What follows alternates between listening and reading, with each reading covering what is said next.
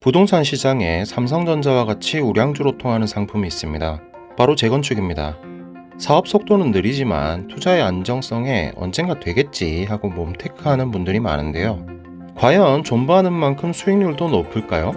사업 방식이 유사해 재건축 대안으로 지목되고 있는 리모델링 단지와 투자 수익률을 직접 비교해봤습니다. 11년 전인 2010년 강남구 청담동에는 재건축과 리모델링을 추진 중인 두 개의 아파트가 있었습니다. 청담 두산과 청담 삼익인데요. 1992년 준공된 청담 두산은 리모델링이, 1980년에 지어진 청담 삼익은 재건축이 진행 중이었죠. 당시 가격을 보면 단일 평수로 이뤄진 청담 두산은 전용 84제곱미터가 7, 8억 원 선이었고, 청담 삼익은 가장 작은 평수인 전용 104제곱미터가 10억에서 11억 원 선이었습니다. 평수가 달라 가격을 비교하기는 어렵지만 이때까지만 해도 두 아파트의 가격 차는 2억 원에서 3억 원 안팎이었죠. 대단지인데다가 대형 평수로만 이뤄진 청담 삼익이 비싼 건 당연한 결과로 받아들여졌고요. 그런데 4년 뒤인 2014년 두 아파트의 가격이 역전됩니다. 청담 두산이 초고속으로 진행한 리모델링 사업 덕분에 가격이 크게 오른 것이죠.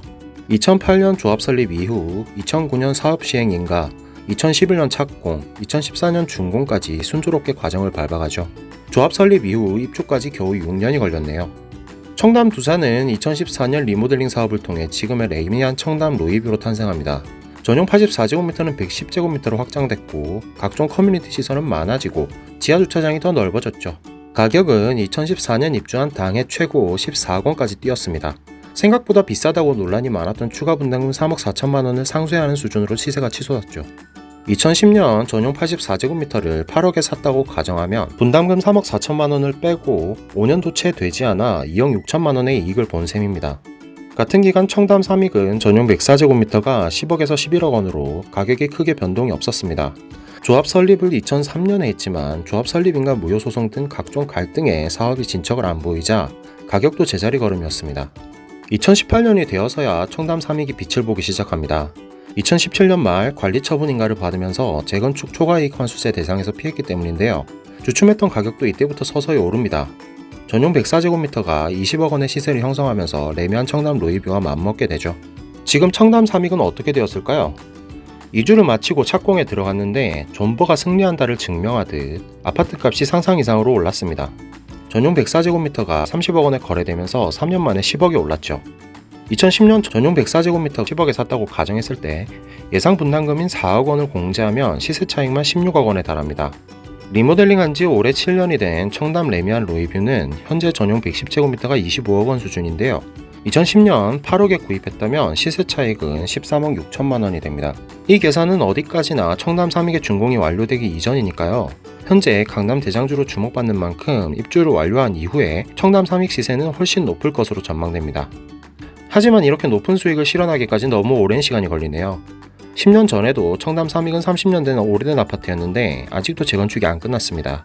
조합 설립부터 입주까지 20여 년이 흘렀는데 이 정도면 다음 세대를 위해 재건축 투자를 한다고 봐야 합니다. 비단 청담 삼익만이 아닙니다. 이런 사례는 서울 곳곳에 많습니다. 1989년에 지어진 강남구 대치 우성 2차는 2014년 리모델링을 완료해 레미안 대치 하이스턴으로 재탄생하면서 승승장구하고 있는데요. 이보다 오래전에 지어진 대치 음마, 대치 쌍용 1, 2차 등은 재건축 사업이라는 꼬리표에 녹물이 줄줄 나오는 아파트로 남아있죠. 그럼에도 불구하고 리모델링보다 재건축을 선호하는 이유는 사업 완료 후 새롭게 재탄생하는 주거공간 때문일 겁니다. 재건축은 외관은 물론 내부도 넓은 팬트리룸, 높은 층고 등 최신 트렌드를 반영해 완전히 탈바꿈할 수 있죠. 반면 리모델링은 내부 골격과 동배치를 기존대로 유지해야 해서 한계가 있습니다. 현행법상 내력벽을 철거하지 못하기 때문에 통상 앞뒤로 면적을 늘릴 수밖에 없죠. 그렇다 보니 구조가 거실만 기단한 직사각형 모양이 다수고 채광이 좋은 3베이나 4베이가 나오기 쉽지 않습니다. 층고도 늘릴 수 없어서 개방감도 덜합니다. 구축 아파트의 층고는 2.3m로 신축 아파트보다 0.3m가량 낮은데요. 2005년 이후 아파트 천장에 스프링클러가 매입이 의무화됐기 때문에 2005년 이전에 지어진 아파트라면 리모델링 시 배관을 반드시 설치해야 합니다. 때문에 천장이 낮아질 수밖에 없습니다. 실제로 서울 강남구 교포동 우성 9차는 리모델링 과정에서 소방 배관 설치 문제로 천장고가 2.3m에서 2.1m로 낮아져 조합원들의 공분을 사기도 했습니다. 조합원들은 4억 원 정도의 추가 분담금을 냈는데 주거 품질이 보장되지 않으면 어떡하냐, 개포동 고급 아파트인데 이게 뭐냐, 천장이 2.1m면 기존 가전제품과 가구를 넣기도 힘들다며 목소리를 냈지만 시공상 쉽게 해결할 수 있는 문제가 아니기 때문에 계속해서 의견을 조율 중이죠. 그럼 가장 합리적인 투자법은 무엇일까요? 리모델링이 좋다 또는 재건축이 좋다라고 단정적으로 말하면 좋지만 결론은 리모델링에 우선 투자 후 재건축으로 갈아타라입니다. 위 사례에서 본 결과 리모델링은 진행 속도가 빨라 투자금 회수를 빨리 할 수 있습니다. 그동안 재건축은 여전히 제자리 걸음일 확률이 높죠.